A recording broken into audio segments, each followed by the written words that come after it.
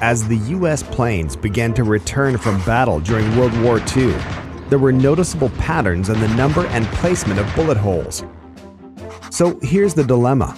You don't want your planes to get shot down by enemy fighters, so you armor them. But attaching armor makes the plane heavier, and heavier planes are less maneuverable and use more fuel. Just as too much armor creates a problem, so does not armoring planes enough. Somewhere in between is the answer, and the reason a team of mathematicians, including Abraham Wald, was gathered together to eventually find the solution. The generals wanted to know how much more armor should be put on the planes where the bullet holes are seen. But Wald responded that putting armor where the holes were was not the solution. They needed to put the armor where the bullet holes were not.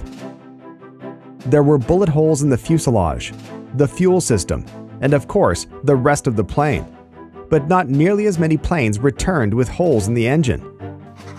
Wald asked the important question, and that question was, where were the missing holes? Surely it couldn't be a case of luck or aim by the enemy. The answer was simple.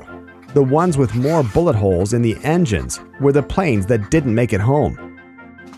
Since planes could sustain hits to the fuselage and other parts of its body, but not the engine, place the armor on the engines. Protect the place with the greatest vulnerability. So that's what they did. Wald's recommendations were quickly put into effect and were still being used by the Navy and Air Force in future wars in Korea and Vietnam. A mathematician, Wald saw the solution differently than his peers, who had vastly more knowledge of aerial combat. He asked the same questions that mathematicians always ask. What assumptions are we making? And are they justified? Jordan Ellenberg's book, How Not to Be Wrong: The Power of Mathematical Thinking, explores these questions and many others in the pursuit of greater mathematical thinking.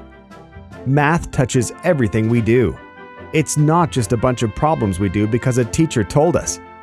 It's what makes the world make sense.